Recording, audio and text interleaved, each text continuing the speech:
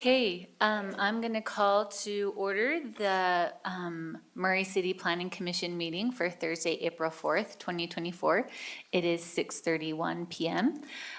Present this evening are Commissioners Michael Richards, Jake Pearson, Vice Chair Ned Hacker, Michael Henry, and Peter Huristo. I myself am the chair, Maren Patterson, and excused is Lisa Malkiewicz. From staff, we have Zach Smallwood, Mustafa Al-Janabi, Mark Richardson, and remind me, Erica from GSBS will be presenting for us tonight. We welcome the public who are attending our meeting. We are always grateful to have you here. Some etiquette items to review. We ask that you take a moment to silence your cell phones. When the time comes to make a comment on an agenda item, we ask that you come to the microphone and speak into the mic. The meeting is being recorded for anyone that is viewing it online. We also ask that you state your name and address for the minutes. And once the item you are here for is over, you are welcome to leave. We just ask that you leave quietly so that we can continue our meeting. If you are viewing this meeting online on the live stream, the only way to make a public comment is to email your comment into planningcommission@murray.utah.gov. If you post a comment on Facebook or the YouTube, it will not be seen at the meeting. One note that we want to make, if you received a notice for Apollo Granite, that agenda item will be heard on the April 18th meeting. So if you are here for that, we'll just let you know that you should come to the next meeting. It won't be on our agenda tonight. So we'll start with our business items. We had received the March 7th minutes, but we are going to postpone the review of those for some context corrections. So we'll move on to our conflict of interest. Do any of the commissioners have a conflict of interest with any of the agenda items tonight? No.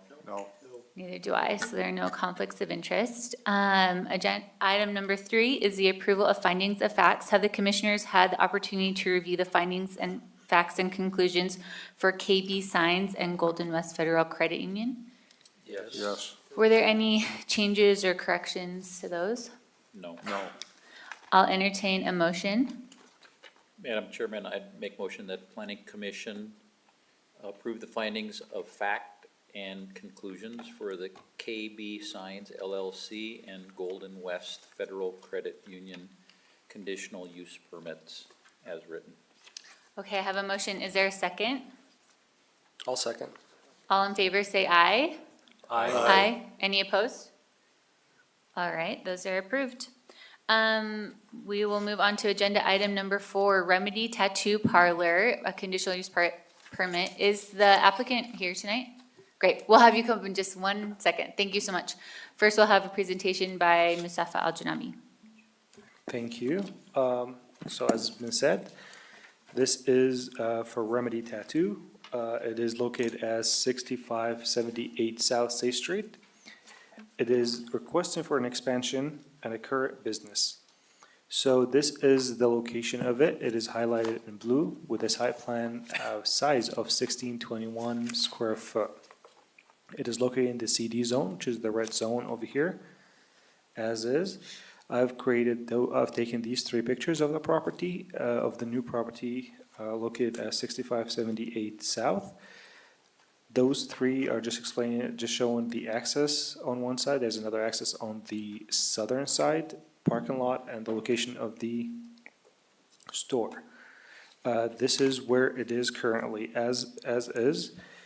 The applicant is requesting the approval of a current business into the 6578 South shop while keeping the current business located at 6618. The new location is set to have a tattoo parlor with 6 new stations, and there will be no interior changes as shown. So the 6618 is located right here, if this thing works. Oh, there you go. This is where it is, and this would be the new shop located. So this is the site plan of the area, and as is, this would be the floor plan of where it is. As shown, it will be a studio When entering, you'll be shown a studio. There are 6 stations located there, an office, supply storage, and a restroom in the back. As simple as it is, the access would be through 2 separate points from the main strip. One of them would be an access on the north side located with 37.7 feet, and another one of 36.8 feet. Parking requirements for that area is shown here. We're having a requirement of 6 parking spaces, and as is, there are 4 ADA access stalls, so they're all good on that matter. No further issues with staff regarding parking. We did include landscaping, but I don't think it's there. No, okay. We did have a landscaping area. The landscaping, but I'm afraid it's not shown here. It does need to be improved, but that would be up to the owner. Regarding that, we can move on to findings, and according to the landscape land use code 62, number 6295, in the CD zone, it would allow to have that conditional use. Looking at it, there are no other issues here. We have, and just to mention it, we have sent AD notices to other people surrounding the area. We got 1 response back, and that response wasn't of approval. I think Zachary Smallwood has that in hand, so he can read that email to you. Based on that set, staff does recommend the approval of the conditional use permit based on the 5 conditions shown here. Any questions? Okay. Thank you, Mustafa Al-Jambi. Will the applicant come forward now?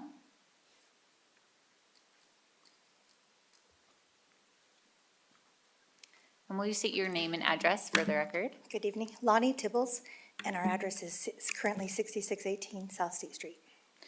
Have you had an opportunity to review the 5 conditions? Yes, I have. And you'll be able to comply with those? Absolutely. Great. Is there any additional information you'd like to give the commission at this time? It's literally just like he explained, an expansion.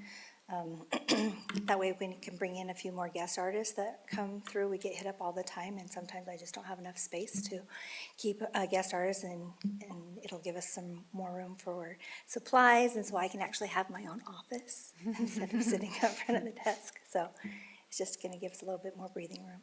Okay. Are there any questions for the applicant? All right. Thank you so much. Thank you. We will open this agenda item up for public comment. If there's anyone here that would like to speak to this item. Okay, seeing no one from the audience, did you have an email comment? Okay. Sorry, I forgot to turn this on. Yeah, we received an email from a Joanne Saltus, South 67 condominiums. She states yes to this conditional conditional permit for Remedy Tattoo Parlor. As a neighbor, this has been a very good business, friendly and efficient, clean and run safely. Okay. Seeing no further public comments, I'm going to close the public comment portion and bring it up to the commission for discussion or a motion. Madam Chair, I make a motion that the Planning Commission approve a conditional use permit to allow a tattooing business at the property address 6578 South State Street, subject to the conditions shown 1 through 5. Is there a second? Second. Okay. I have a motion by Commissioner Hacker and a second by Commissioner Henry to approve a conditional use permit to allow tattooing business at the property address 6578 South State Street, subject to the 5 conditions. Is there any discussion on the motion? We can take a vote. Yep. Commissioner Hacker, Yes. Commissioner Henry, Yes. Commissioner Haristo, Yes. Commissioner Richards, Yes. Commissioner Pearson, Yes. and Chair Patterson. Yes.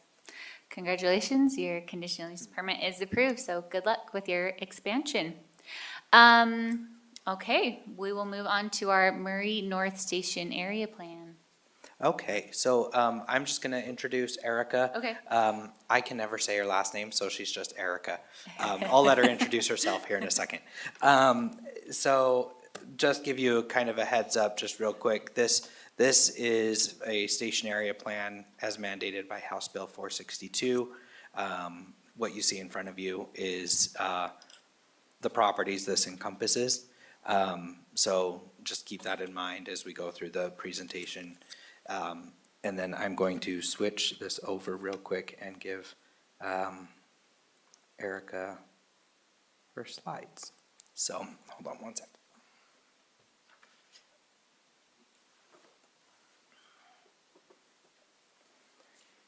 It's Shimoleski. I know we've all been dying to know what it is.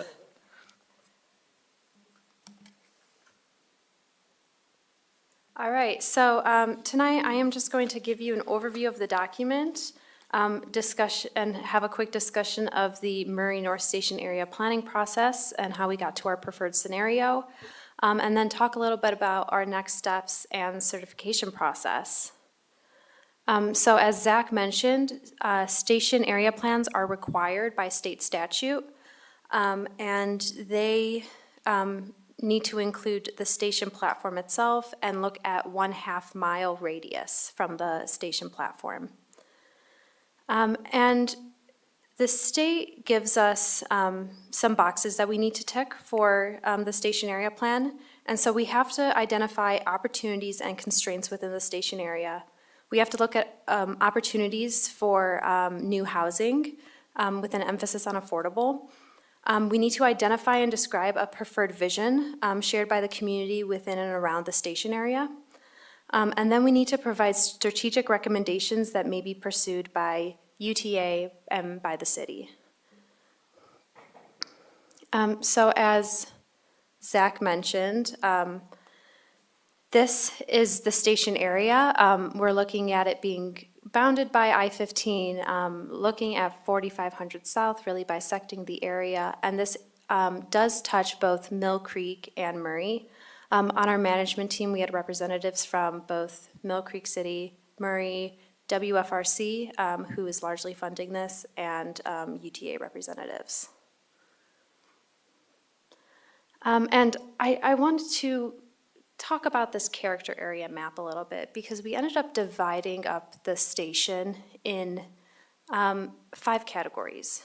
And so we are looking at what we can control and what we can't control in order to get a 5-year implementation down.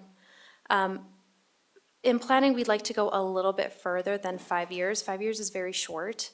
And so we wanted to also look at this not just from a 5-year planning perspective, but a 20-year planning perspective and see how we can get a consistent vision so that this 5-year plan can be built upon in 5-year increments and really achieve this 20-year plan.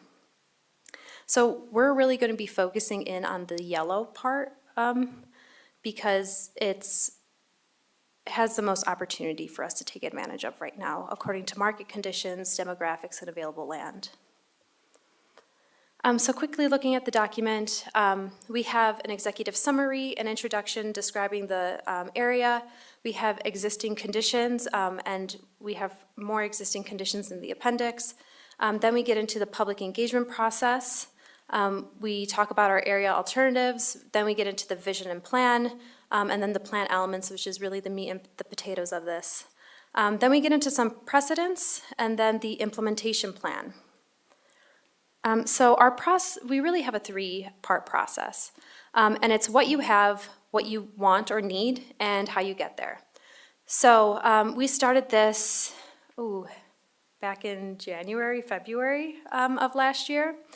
And so we did a in-depth existing conditions analysis. We looked at economic opportunities, and we did a round of public engagement where we ended up looking at the strengths, weaknesses, opportunities, and threats of the area. We then moved into the what you need, where we really looked at a in-depth public engagement process. We looked at alternatives for how we can get to our vision, and then we identified a preferred approach. And then how you get there was really what the fall was all about. And we looked at, okay, we have a vision, how do we get there? And so that's going to look at land use, it's going to look at design considerations, it's going to look at funding opportunities. So we came to all of you last year and talked about our existing conditions. So I'm just going to quickly gloss over this, but we really honed in on 5 things. And one of that is housing. So state statute is really pushing affordable housing in this area. And what we found is that this station has a lot of affordable and moderate income housing. Out of all your moderate income housing, all but one is located in the station area. Mill Creek's, all of their moderate income housing is located in this area, and they have 2 more planned. And so what we're seeing is that there is a really good amount of housing in this area, and that transit-oriented development housing has been implemented in this area for quite some time. And then we looked at services, and we saw that there are a lot of spaces available for retail and commercial. You have a mixed-use transit-oriented zone, which requires mixed-use commercial and retail underneath the apartment buildings. So the housing is there, the services are there, the service spaces are there, and I will kind of get into what this all kind of means later. And then we're looking at connectivity. So we're looking at that there's a kind of a mismatch in this area. The west side of the station, between the station and the UP line, there is Brickgate and Avita developments there, and those were built around 10 to 15 years ago. And transit-oriented development looked very different back then. That was really the first transit-oriented development in the region. And there was a lot of assumptions about human behavior that was made. One is you're located near a transit stop and you will never have a car. We know now that that is not true. And so zoning was implemented to allow for very little parking minimums. And so we're seeing that there is a parking issue in that area. Murray was well aware of this and changed that zoning, and so now we're seeing a new type of development occur, which is more similar to the Burke Hill development off of Main Street. And we're seeing that that area is actually very well parked. There is available parking in the area. And so what you're now seeing is that your product that you're getting based off your current zoning codes are more closely related to that than it was to what you had in the past. We're also seeing a safety issue in this area. And then we're also seeing that this area is underserved for parks and trees. And what we get from all of this is that there needs to be some income diversity in this area. The transit-oriented development is there, but a transit-oriented community has not emerged yet. And so the only way for there to be enough buying power to actually fill in those vacancies, there's a 12% vacancy in the area, is for more diverse income, more diverse housing in this area. And so that's something that we are really trying to push with the state right now, is that you can't just tell cities to put all their affordable housing in one area, that this needs to be diverse so that you really create a community. So we did a lot of community engagement throughout our process. We created an online website that allowed you to make comments and to go onto Idea Wall and drop all your thoughts about the Murray North Central Station. We had a tabling event at the platform itself. We went there with donuts and coffee and orange juice, and we talked to people who ride the tracks every single day. We had a tabling event at the front gym on the Mill Creek side. We did 3 open houses, and then we also had a steering committee, a technical committee, and various stakeholder interviews. And so what we take away from community engagement is that people really want to see services in this area. And they really want to see this fire clay area be an actual community. So they want to see fire clay in a positive light. Right now, there's a pretty negative connotation to it. They also want to see connectivity throughout the neighborhood, particularly through bikes and being able to walk. They would like to see increasing visibility and safety throughout the neighborhood, and shade was a very big topic that a lot of people wanted to talk about, how they wanted to increase shade in the area. And they also wanted to see more community gathering spaces. And what we really took away from this community engagement, which I keep on harping on over and over again, is that it's not transit-oriented development, it's transit-oriented communities. And how do we create a community here? So we came up with this vision that the Murray North Station area is an accessible, vibrant, complete community that provides residents and visitors alike with an interesting and engaging mix of land uses to serve their needs. So we ended up putting together 3 area alternatives. And what we really looked at was centers of gravity. And so where do we start to start building a community off of? And so our framework option A was to really hone in at the area right around the station and kind of ripple out from there.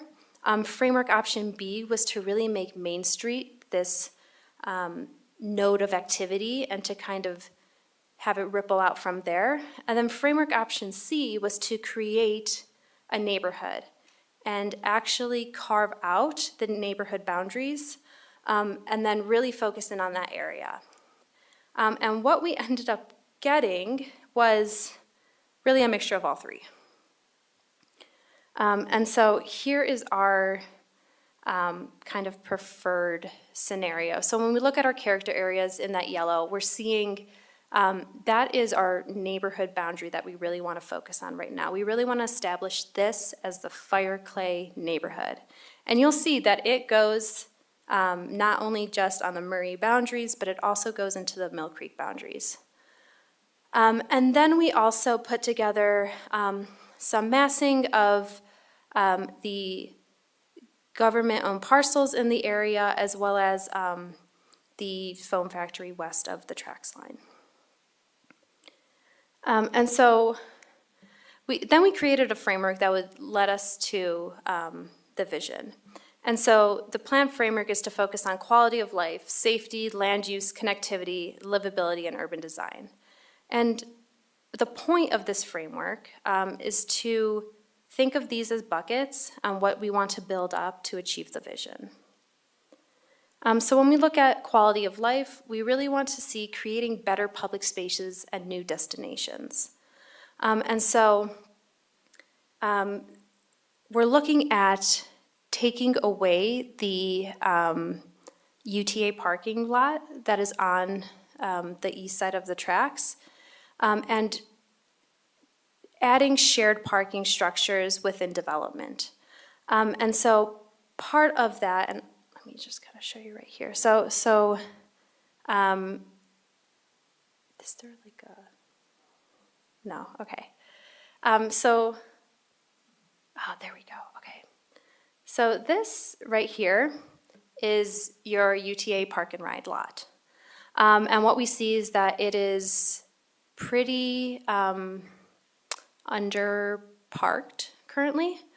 And so we're looking at adding services with shared parking. And you can see these 3 Ps. And we're looking at that being both private and public parking lots. And so redistributing that parking lot into these 3 areas. And that frees up a lot of space for us to do something with. So we're looking at adding a 3/4 acre station plaza to increase green space in the area, to increase the tree canopy in the area, and provide new opportunities for community interaction. Currently, there are 2 parks in the neighborhood. One is Burke Hill Park, and then to the north of it, on the Mill Creek side, is a new park that a developer has built and is deeding over to the city. And these areas really don't provide the community interaction that we're looking for in this area. So having that Station Plaza in there would be a big thing for this community. Then we're looking at Main Street Corridor. So we're looking at connecting that to the region, enhancing safety on there, allowing for more bicycle and pedestrian-friendly elements in that area. This area is also a food desert. And so we're looking at adding a grocery to Main and 4500 South, and that would be right here. Mill Creek does have an area that they have called out for a grocery store, and that is going to be over here. The economics of that don't exactly work to start an area off with a grocery store. There needs to be a lot more density in that area and a lot more visibility in order to get a grocery store there. So we have actually moved that over to a parcel owned by Salt Lake City, Salt Lake County. And we are looking to add a small footprint grocery store. So don't think of something like a Smith's. We're thinking something more like, the Gateway has the store, Emigration Market, something that's around 7,000 square feet to 14,000 square feet. You can put it underneath housing, and you can have a small-scale grocer in there. Can you tell me where, the block that you're pointing out, who's the property owner? Salt Lake County. Okay, thank you. Yes. So, I don't think this was pointed out here, but who would you envision is going to build this property where the grocery store would go? That would be Salt Lake County. So we would try to petition Salt Lake County to build it? Yeah, so they are already looking at developing that site for housing, and we have been talking to them about changing their commercial, that would have to be under there anyway, to allow for a grocery store. Okay, thanks. Yeah. We're also looking at adding a system of parks and greenways. And so, this area is very underserved for parks. It also has a very little tree canopy. So Murray's tree canopy is about 18%, and this area is about 8%. And we see that near the highway, but if you actually look at the other side of the highway, it's at 11%. So there is great opportunities to increase the tree canopy here. So we're looking at adding in an additional 24.9 acres of green space in this area over a 20-year period. And that includes the trails along Big Cottonwood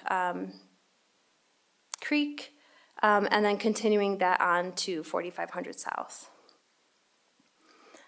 So we're also going to use those trails and those parks to increase trees and bring some shade into the area.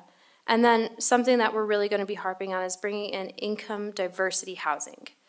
So more diverse incomes mean more spending power, and that will help to increase services, decrease vacancy, and will limit high turnover rates. And this is also a good opportunity to increase housing ownership in this area. Then we're going to move on to safety. So what we're looking with safety is increasing stewardship. There's a lot of youths in this area, and so we're looking at adding in youth programs focused around bettering the neighborhood. We're also looking at a potential community or neighborhood council that can help sponsor neighborhood cleanups and other community building activities. And then we're looking at branding Fireclay. And so we think that safety can be increased through both policy and design. And we're focusing on both. So we're looking at proactive policing, and we're looking at, lighting and making sure that the typical public safety elements are in there. But we're also going to be looking at how design can help the area a little bit more. So we're looking at natural surveillance, and that will come from added services. We're looking at adding an anchor near the station as well. On the Mill Creek side, there's the front climbing gym, and that provides a lot of people into the area. And when you look at this activation diagram over here, these anchors bring in a good amount of activation during hours that there aren't too many people on the street. And that will help with the feeling of safety with just having more people out and about. We're also looking at filling in sidewalk gaps and making sure that trees and shrubs are pruned properly. We really like to see between 2 feet and 6 feet there being nothing there so that you can see who's walking towards you. And then we're also looking at increased maintenance.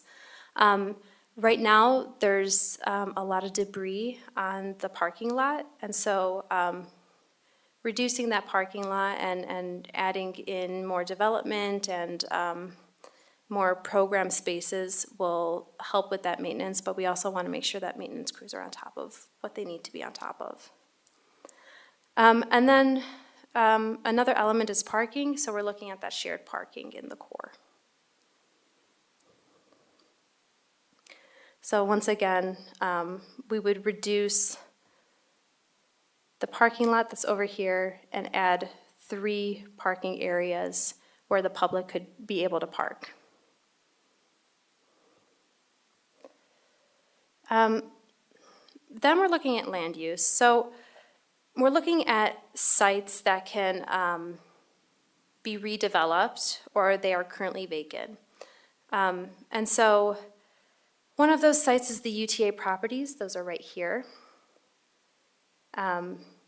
So that's that parking lot, and it's also the mobility center. So we're looking at moving the mobility center and building upon that service parking lot, as I mentioned before. And then we have the Salt Lake County-owned property. So we're looking, that's about right here. So we're looking at getting that grocery store in there, adding some more housing, and then also having a 1/4 acre public park with shared parking. And then the Atlas Roofing site, also known as the Foam Factory over here, we're looking at that being mixed use with shared parking. And then we have 44 West Fire Clay Lot, which is about right here.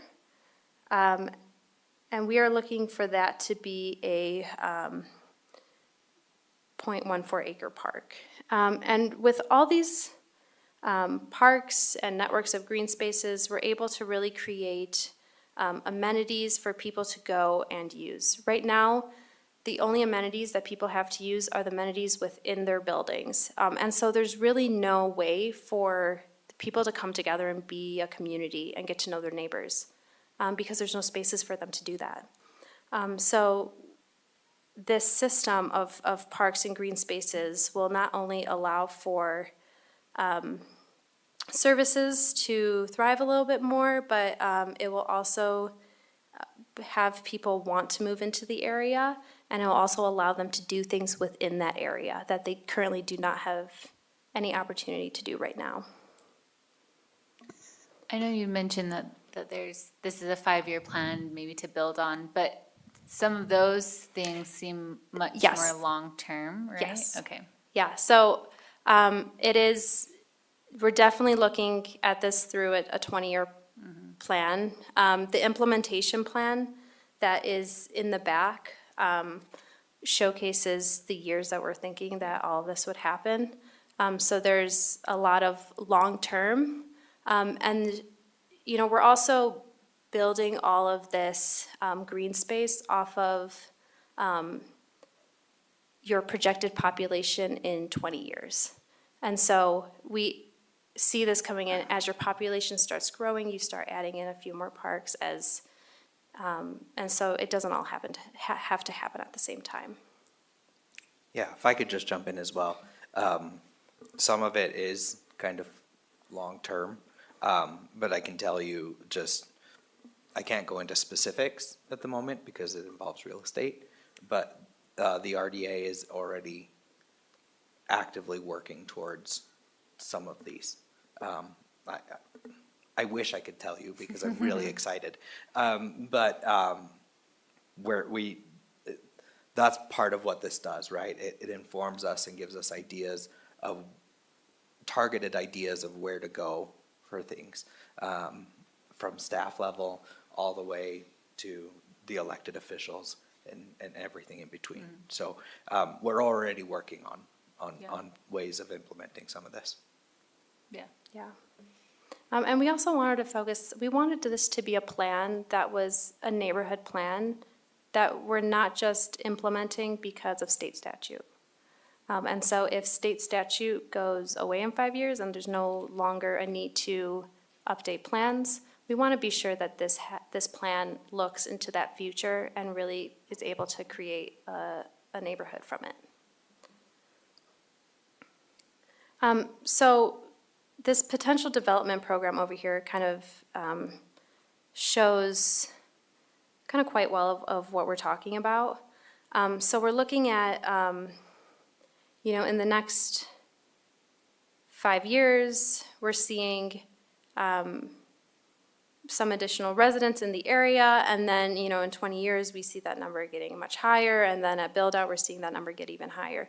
So we're really seeing this kind of implement in pieces and parts.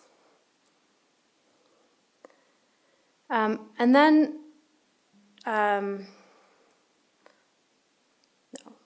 second to last, we have our connectivity section.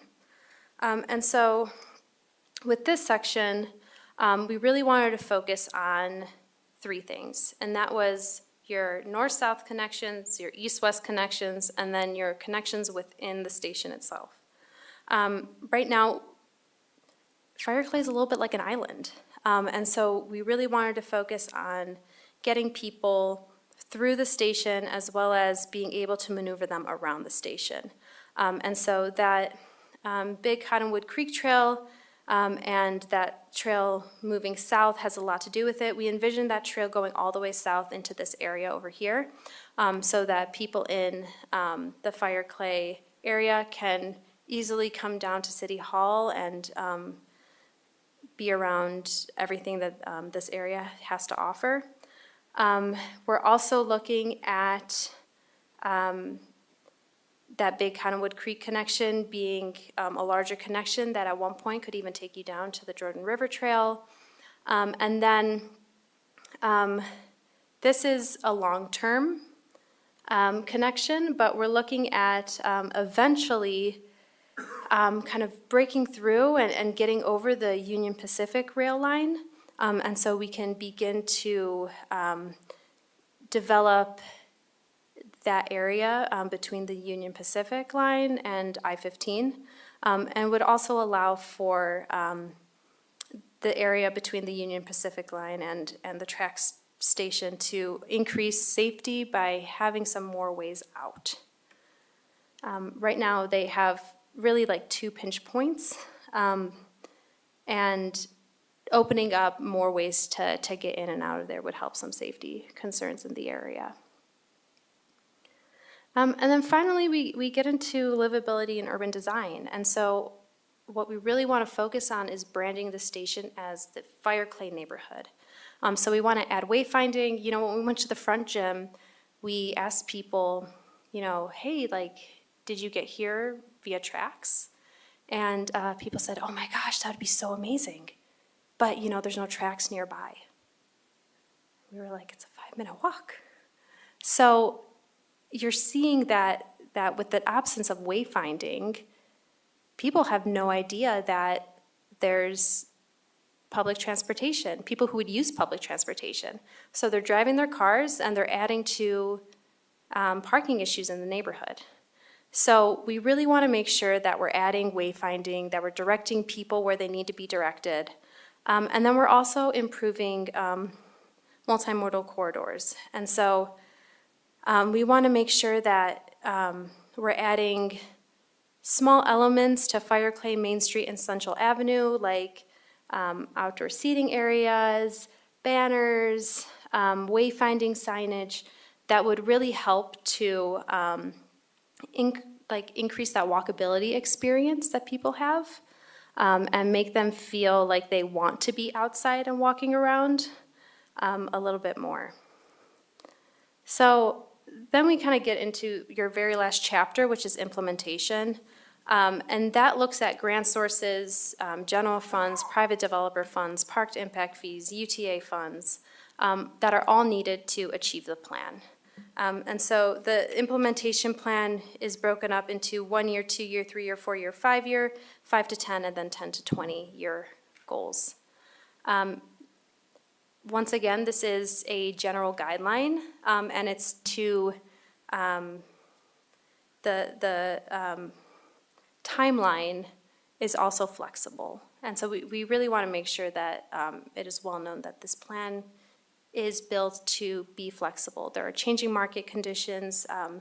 There are, real estate changes. There's demographic changes. So it is meant to be flexible. Yeah, I think we can open up to questions. So I'll just kind of wrap up real quick, just kind of with what our standard is, right? So we, as planning staff, are recommending that the Planning Commission forward a recommendation of approval to the City Council for this plan. So yeah, with that, Erica and I are both here to answer any questions you guys have about the plan. So Zach, our comments, will they be implemented in this before it goes to city council? Yeah, we can, obviously depending on what they are, right? We'll try to get those amended. For instance, the engineering division, we typically send these all out to various departments within the city. Everybody, all the departments were able to get us their comments back. Engineering has about 4 pages worth of comments that we'll have to comb through before it goes to city council. So there will probably be an updated draft between now and then. And then also probably what is reflected from Mill Creek's stuff. So before we get to both city council adopted plans, there'll probably be some minor-ish changes. All right. I've had a few things. One of them was, so it includes Mill Creek, includes Murray City. So Erica, have you talked with Mill Creek City, I know the planners, but to their commission? Yes, so we had a meeting with their planning commission, and then we had 2 joint city council meetings. And then we also talked one-on-one with both Murray City Council and Mill Creek City Councils. So my question is, what kind of feeling do you get now as far as Mill Creek's elected officials, planning commission, and staff feel about adopting this plan? They feel pretty strongly. We did not really deviate from their Meadowbrook plan. And so all of our changes kind of fall within that area. On Mill Creek side, or I'm sorry, on Murray side, we're not recommending a lot of policy zoning changes. That's already there. And so the building blocks are already there. We're just really focusing on those tweaks on what can we do to add some vibrancy into the area. Sure. I know I've read it in here, and I know we've talked about it when we've met with you and different planning meetings. Can you talk a little bit about a potential cover over 4500 South as a additional green space or open space, if you will? Sure. One of our area alternatives had to deal with a cover over 4500 South. And that had to deal with the fact that there's actually already a significant grade change there. In order to get a park on top and a tunnel on top. There needs to be significant services and market on either side. And as of this moment, there's really not any on either side. And so it's unfortunately at this time not worth the money. Yeah, and I understand that, and I think all of us do that, as you said, a phase plan, 5-year, 10-year, 15, 20, 30, and it's not, none of it will happen unless the market Right. is such that it makes it happen, so, market-driven. Right. Now, that being said, if the southern area does begin to change significantly to allow more opportunities, as well as the Brickgate Avita properties have some shift in management or they're looking to sell, that's another story. And that would, that might allow for that concept to occur, but as of this moment. Okay, great, Yeah. thank you. To kind of build on that, Commissioner Hacker, because we all loved the idea, everybody loves the idea of the lid over 45th, right? It's something unique and different. But working with Christine and her team, it would have to exceed, it would have to be pretty much Sugar House level development on both sides of 45th in order to Justify it. justify that type of cost. Understand. Yeah, so, but I mean, I plan on being here for a long time, so hopefully another 30 years It while might I'm be still faster. planning this, and it'll get on something maybe, so. Just related to that, the one that area south of 45th is, the lack of focus there is just because there's really not opportunity because of ownership and existing condition to make any significant changes at this point. I think a Like you lot of said, the, unless there's some change in ownership or direction for that neighborhood. What we were really focused on is a center of gravity. And so we wanted it to be around the station itself because that had the most current term redevelopable land. And so we played around with the idea of taking it further south to 4,500. But we ultimately figured that focusing on this yellow area would bring the best amount of community first. And then once that is kind of rolling, then we can start focusing a little further out. And so we do plan on eventually this whole area becoming part of that fire clay district, but we really wanted to focus in on the core. But also the market, as of this moment, is not ready for those areas. Does 45th South represent a barrier to including that? Yeah. Yes. It's not connected. Significantly. Yeah, there's no, Well, I mean, I guess I'm our- assuming that, Our plan does look at kind of punching through 45th.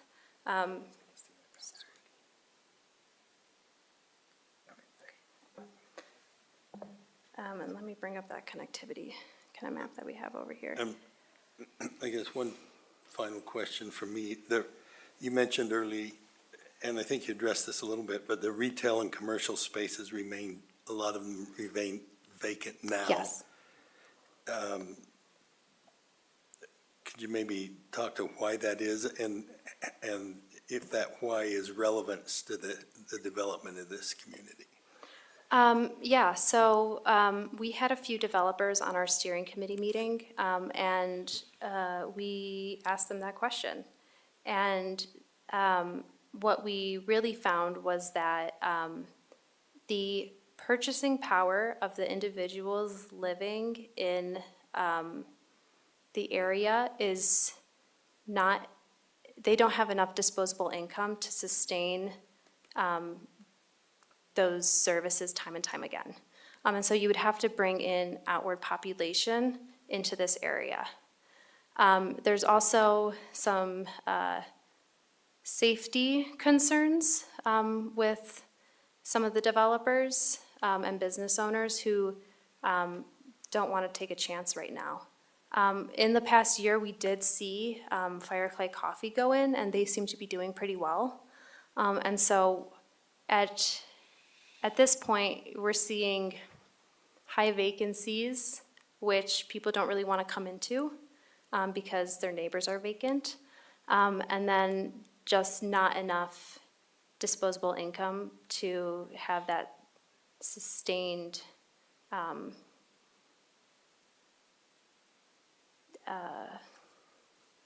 population coming in over and over again. So part of that, to kind of build off that, is, one of the things that's recommended in here is that branding and making this more feel like an area, right? Oftentimes, Christine was notorious for doing this. Whenever we would need to meet down there in the district, she would drive by it because you didn't know where to turn. Where, when you drive through it, you don't know where Fire Clay is. It's tucked away, kind of in its own little world. And so that also not scares, but it Deters. deters. It doesn't have high visibility. State Street has great visibility, but this is tucked away from State Street, right? It doesn't have that continuous traffic flow. It's not adjacent to the freeway. It's not adjacent to any major roads, except for 45th, which is owned by the county. So, yeah, that's one of the that's kind of building off what Eric had mentioned. So, I see in your implementation plan that you have different phases. And they seem kind of all equally, like none of them are like weighted as like maybe like higher priority or like more focus here. And I'm wondering, because some of them, the redevelopment, the buildings, that's all gonna take more long-term. But some of the connectivity, bike lanes, some of those things, is there a way that we could like weight or highlight, like we could start here? Especially like, do we have any communication with like the Parks and Rec Department and saying, these budgets, could we prioritize in their master plan, right? Are those things prioritized first? To try and, I don't know if you could go back to your green connectivity map, but, oh wait, yeah, the one that you were just at. One thing I do think is challenging, I know we're focusing just on this small area plan, but we just did a small area plan for the MCCD. And it also is a food desert with limited parking. And so connecting to a pedestrian or bike way that people here could go 1 block or a block and a half to get to 4500 South and get to a grocery store right on that corner is gonna serve also the in-between area that we kind of talked about. We haven't really focused on that area at all. As well as those residents getting to trucks. Like, I just feel like I know we're just looking at this small area plan, but is there a way we could say green space, bike, pedestrian connectivity is like higher priority? Because some of these places like the UTA properties, the Salt Lake County property, like some of those really are out of our control and really are dependent on market and, really are long-term, but the pocket park, the redeveloping that parking lot, the connecting those areas, I do feel like are, I don't know, I don't want to say like faster, but maybe more accessible in the near term. Like you have phase 1, you have like things like phased out, but there's nothing's like weighted as like priorities in those phases. Does that make sense? That does make sense. Yeah. And yeah, I think we can start to look at Yeah. some of that as well. Because you're right. And, as I'm sitting here, we've talked through some of these things, what are more important in the phase ones. And, when we get sucked into this all the time, we kind of get a little tunnel vision and don't really see the comments like that, right? So we could definitely look at, this is a higher priority. I think that would also make some other departments feel a little safer because we can lower priority on some of the other things that they're really freaked out about. Well, and I really do think that, I mean, if we're talking about the MCCD also and the redevelopment that we want here, and we do want, like, to lower parking, how does anyone, it's the same, we're setting them up for the same situation that the people in Fireclay are in, is that you can't get to a grocery store in your neighborhood or in your area, and that would serve both. I mean, I know we're focusing on this small area plan, but if we just zoom out just a block, like, we're not that far from the bottom of this small area plan, connecting those two things, I think would really serve both places, because I know one of the challenges of that grocery store is just having enough people there to Right. use it, right? So if it's conveniently connecting those places, I don't know.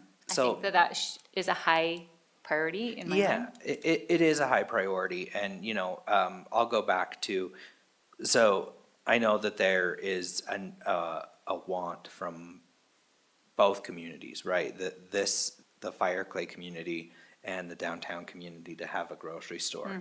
And we're gonna have to figure out where that goes. Yeah. Because you can't, two grocery stores will not Right, locate that which- close to each other. Which is why connecting Right. this one is enough to service both areas. Right, and I think right? that, that shows exactly on this map, the little green, I can't point on it, but I'm pointing. The green section on the right-hand side. Yeah. That is actually, that goes down and connects to Hanover, which is this street right here. Yeah. Having that connect and up, that is pretty much a direct shot, straight to 45th. There's no vehicular way through that right now. Right. But if we're yeah. trying to encourage, like, we've changed our parking, Yep, here, yeah, I just, yeah. I think that that's a really important place to emphasize, and I think what it would do also is, I know it's gonna be hard to attract someone to that place, right? So if we could expand those numbers of access, right, it would be more lucrative to try and get somebody to come in and open a small scale grocer on that location. Yep.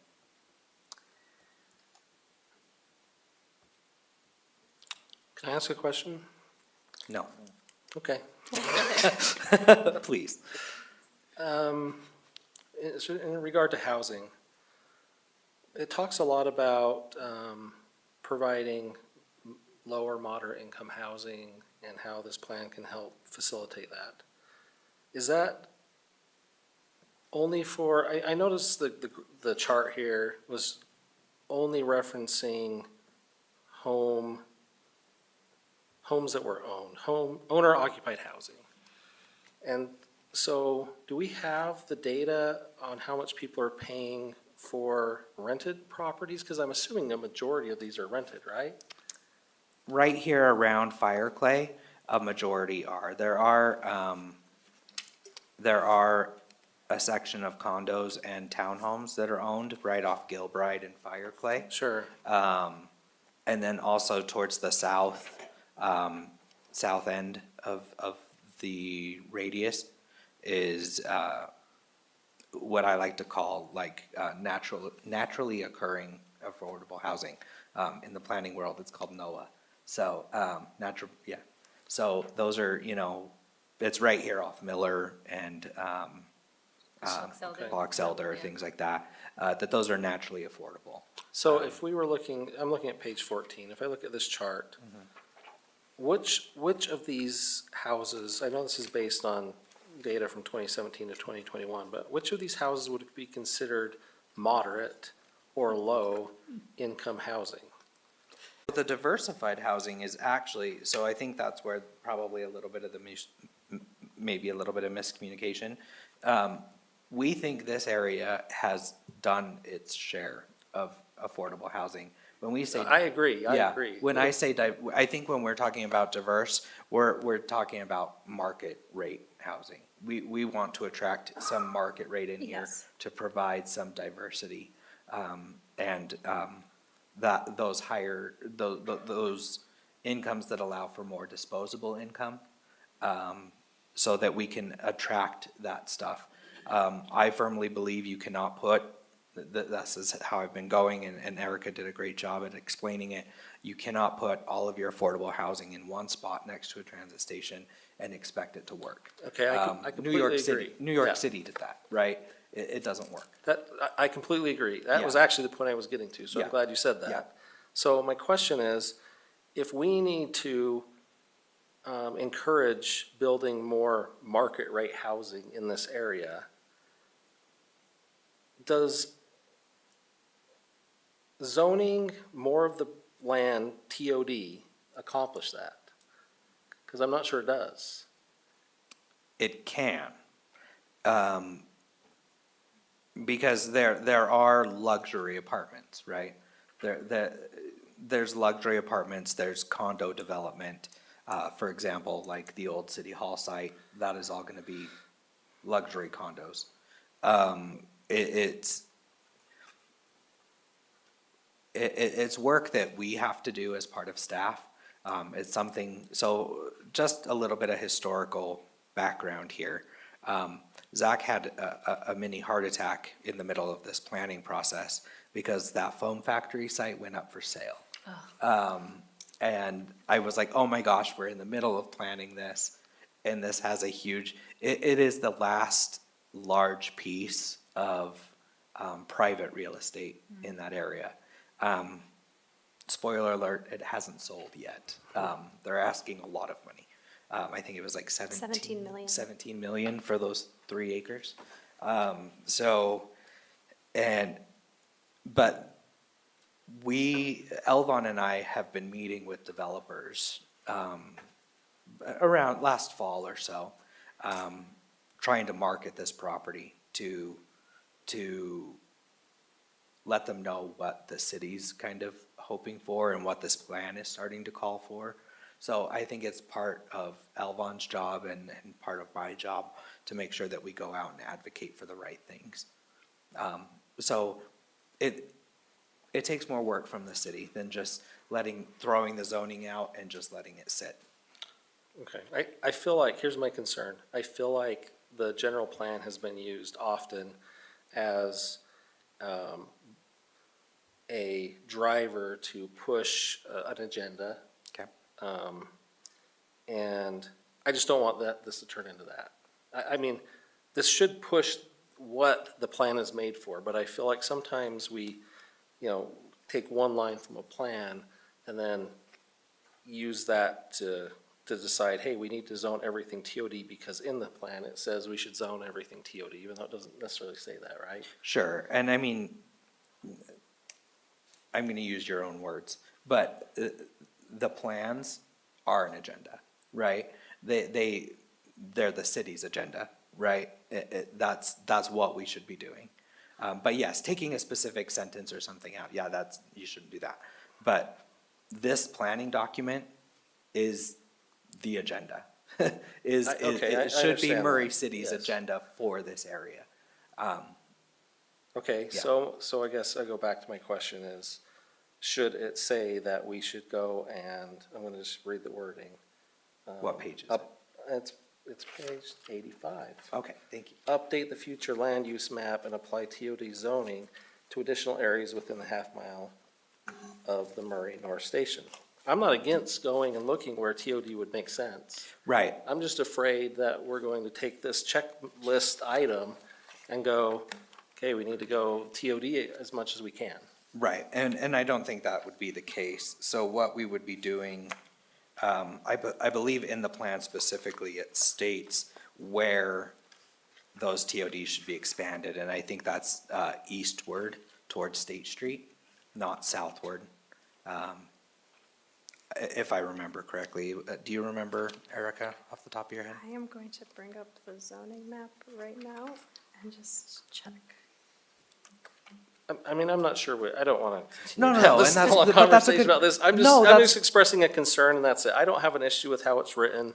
No, but I it's think, great, I but- think addressing that concern is important though, because, you know, you're not the only person that would see that, oh my gosh, they're planning for a half mile out of here. They're gonna expand Fire Clay to this whole area and Okay. it's now gonna become, you know, Yes. the same. So TOD ends at Main Street, on the west side of Main Street. And so we want to make sure that the east side of Main Street also gets that TOD zoning.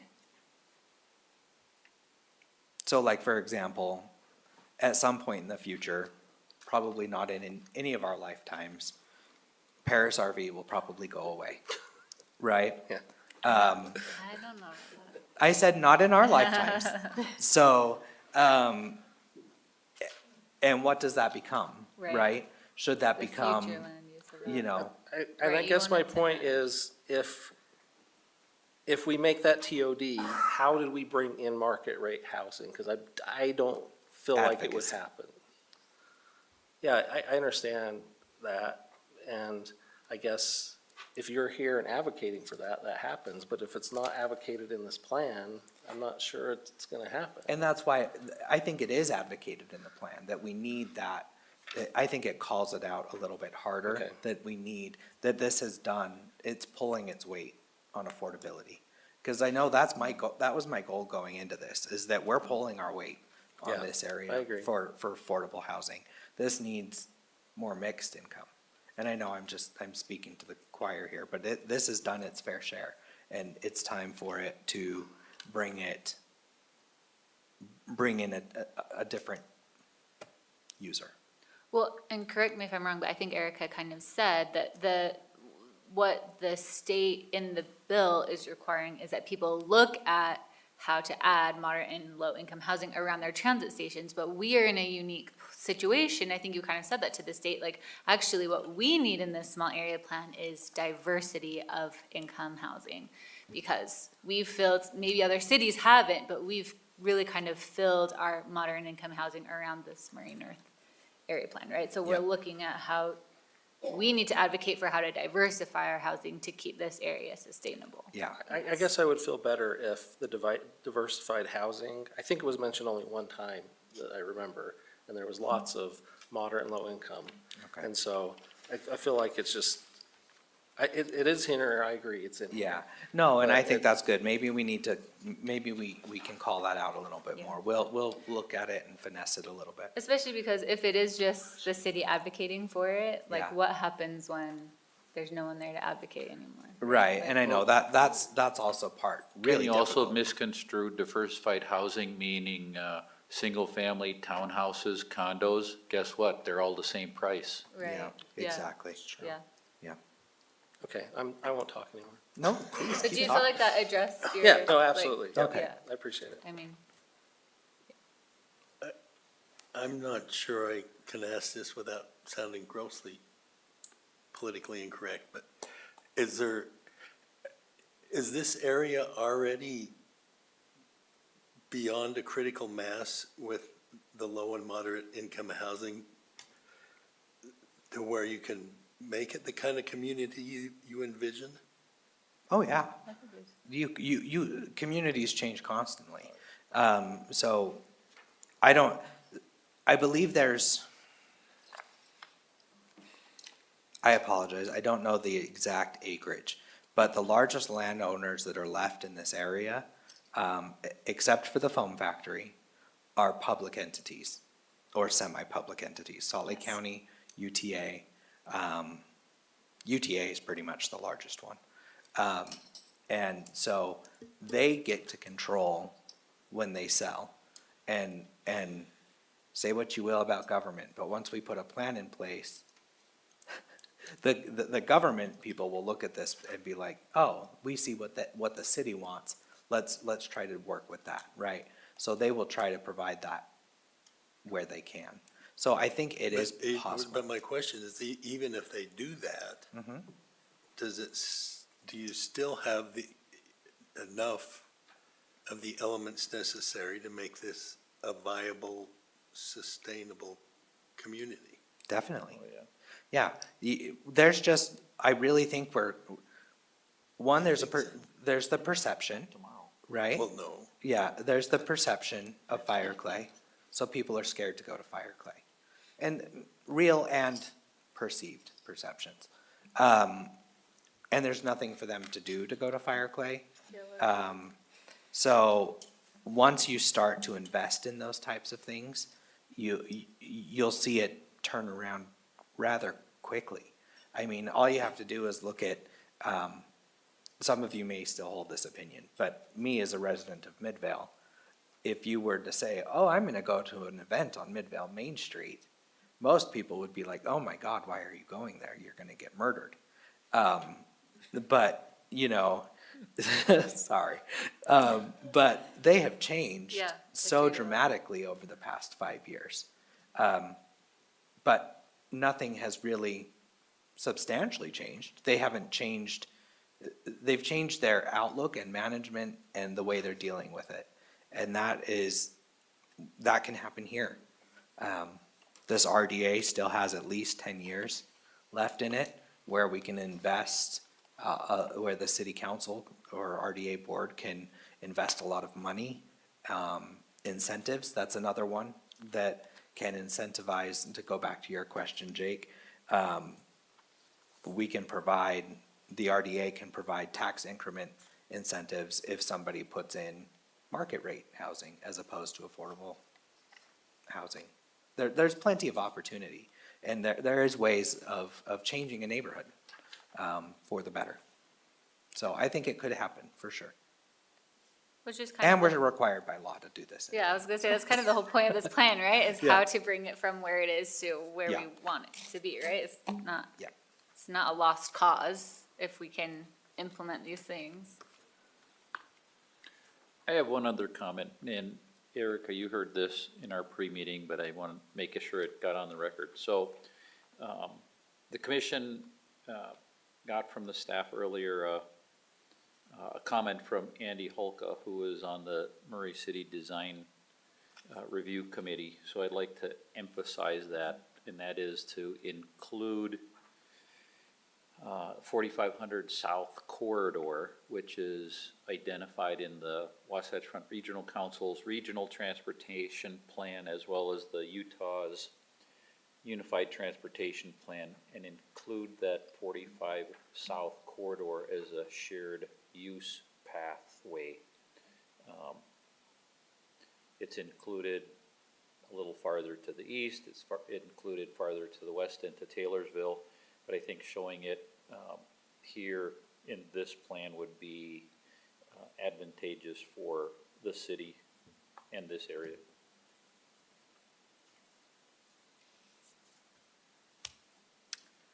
Do we need to put that in the motion when we do that, to include that? I think all you would need to do is just, for cleanliness, just probably in your motion, just say, we make the recommendation of approval subject to, the comments that were made.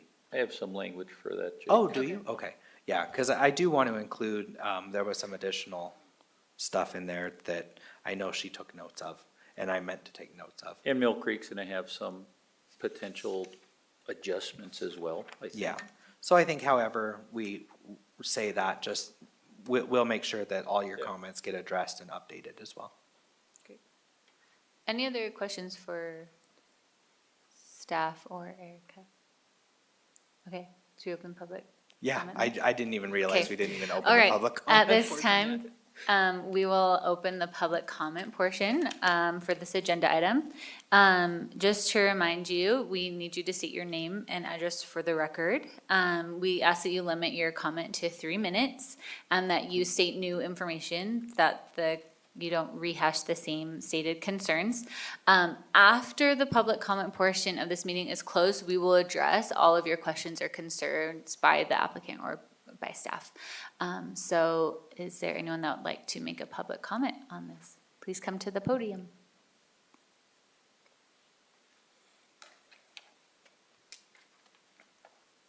Hello, my name's Ed Hinkles. I live at 42 West Gilbride Ave, and I'm also on the HOA board for the Bark Hill Townhomes.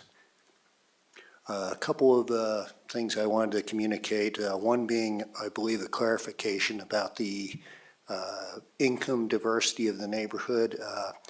And we've recently heard that Opus Green townhomes, some of those, at least some of them now, will be owner occupied or available for purchase, and not just the whole community being rented as was the original plan. So that should help on that income diversity matter. Couple of lights. When I became aware of this plan, I was really glad to hear about it because I would like to see the neighborhood get improved. Love to hear about the grocery store. Hope that comes along here before too long. And more trees. It sounds like that'd be an easy one to do. And I also noticed something in the plan about streetlight shading, where you're directing the shine of the streetlights down so it's not shining in everybody's windows at night, all night. And I had a suggestion to make regarding, I believe it's 44 West Fire Clay. There's a small vacant lot there. I believe that's what you were talking about, and I was wondering if what the cost would be to buy that from the owner, for the city or whoever, to buy that and have that perhaps be made available as a community garden space for those in the neighborhood. It's about the ideal size, and I work with Wasatch Community Gardens, and also a couple other people in my community do, and we could approach them about helping make that come about. That's all I had. I'll return the rest of my time to the next speaker. Great, thank you. Anyone else that would like to make a public comment?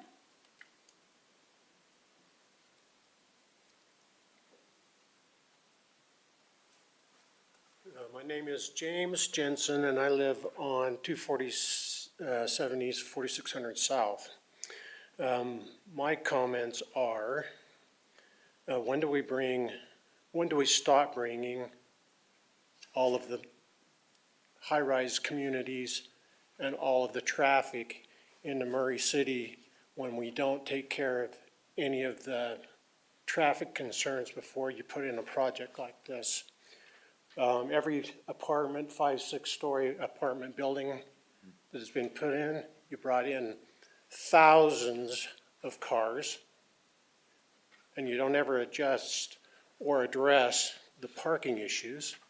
And so you see all of these people that are in these units parking on the street in front of the buildings, instead of having the parking available inside of the parking structure, should be part of the complexes.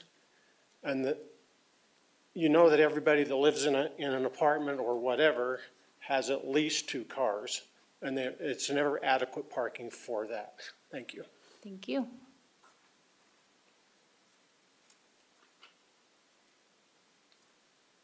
Any other comments? Did we receive any email comments or no? Okay, I'll close the public comment portion.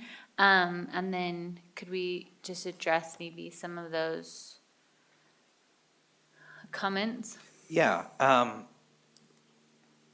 so that's encouraging to hear about Opus Green. We did find out that they were gonna be all rentals, and we were all kind of a little disappointed, but that's great. Oh, just kidding. Sorry, if I could just clarify that.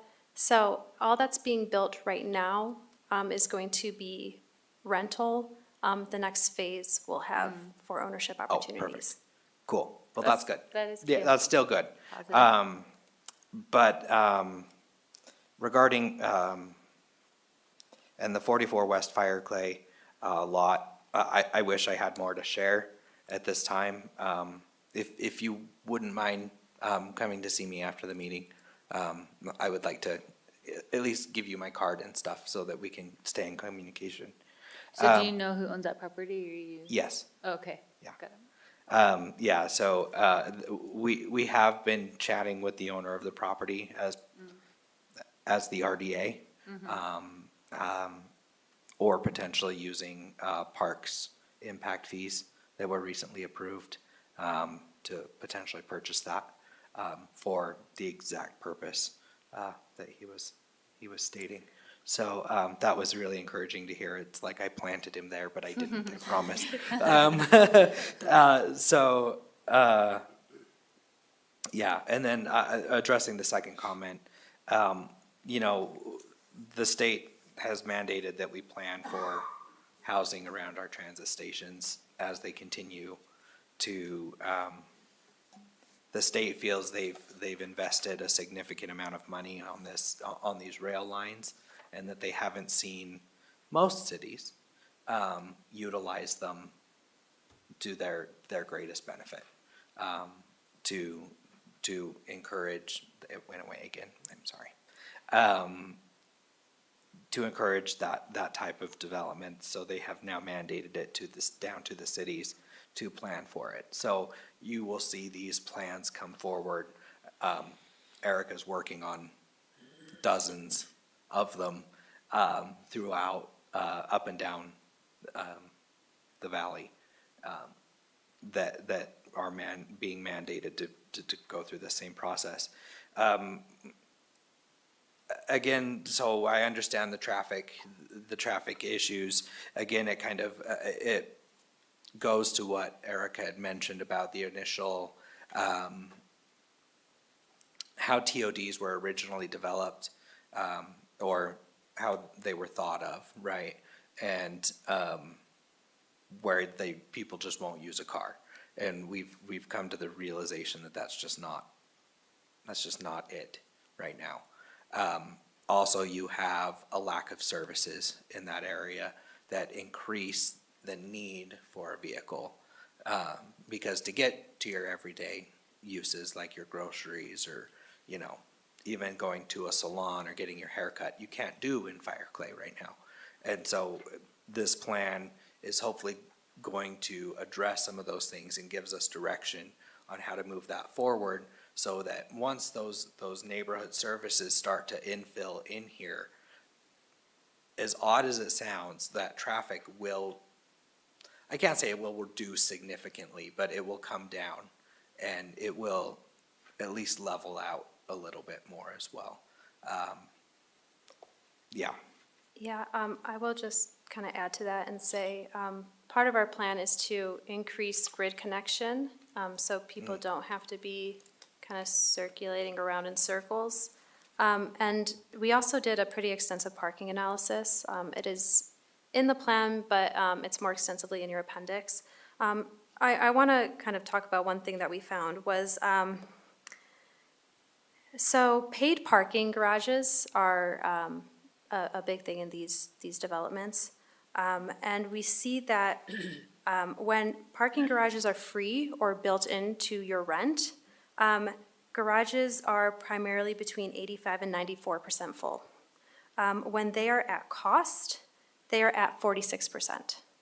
And so we are hoping that, or we're pushing landowners to build that parking fee into their rents, so that more utilization of their parking structures do occur and people are not parking on the street.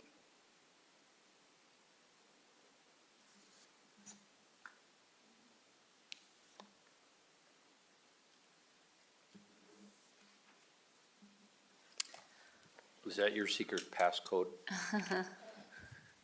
That's his PIN number of Footers Bank. We'll put it on Facebook later. All right. Well, is there, I could make a comment about Yes. gentleman's reference to transportation. And I agree with your comment wholeheartedly, but I can tell you how the process works.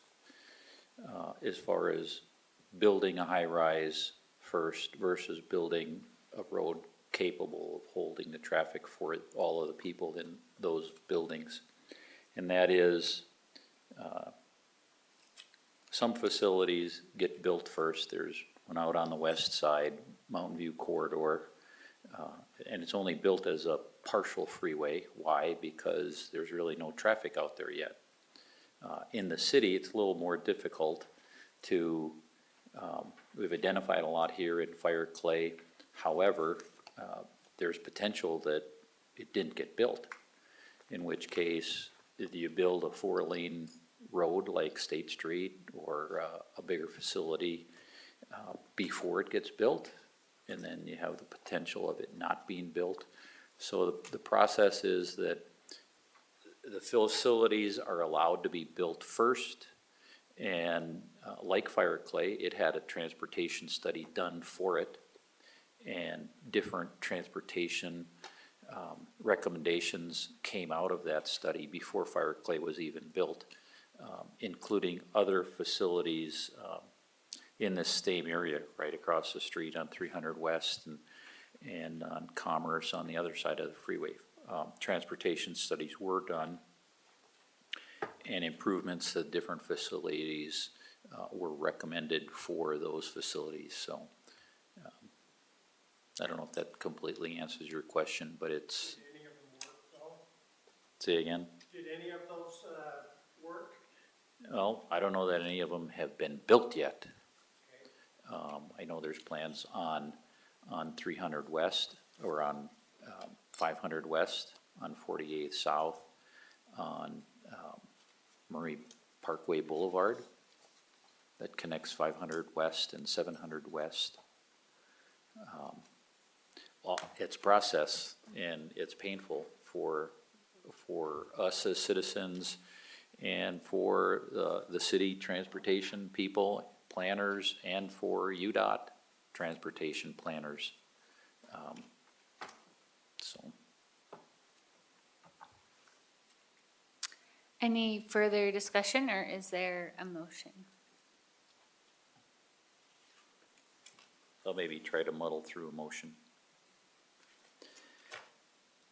And it won't look like what's up on the screen too much, but that the planning commission, I make motion that the planning commission, after inclusion of discussion that we've included tonight to the Murray North State,